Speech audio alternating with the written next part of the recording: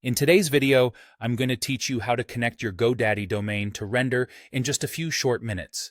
This process may seem a bit daunting at first, but don't worry. We'll walk through it together step by step, ensuring clarity and understanding along the way.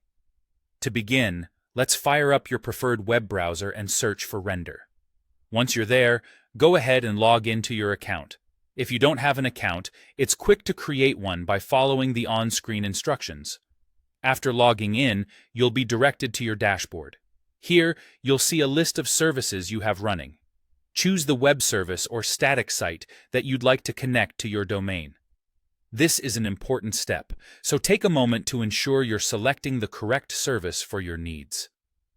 Now, let's navigate over to the settings page of your chosen service.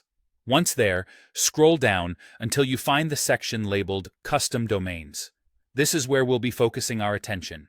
In this section, you'll want to look for the option to add a new domain. Click on plus Add Custom Domain and input your domain name, such as example.com. After entering your domain name, be sure to save your changes. At this point, Render will provide you with specific DNS records that need to be set up. Keep this information handy, as we'll use it in the next steps. Next, let's switch over to GoDaddy.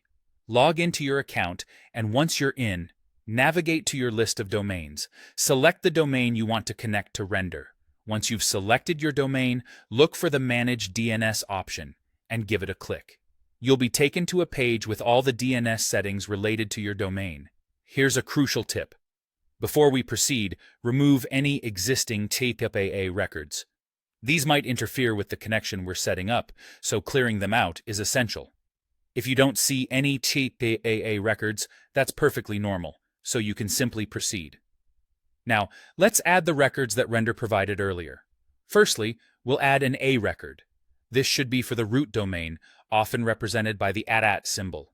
Enter the IP address that Render provided you, ensuring there are no mistakes. Accuracy is key here.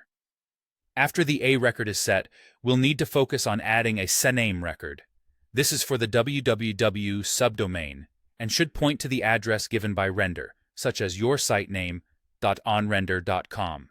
This step is vital for ensuring your domain points correctly. Once you've input both the A and CNAME records, make sure to save these DNS changes within GoDaddy.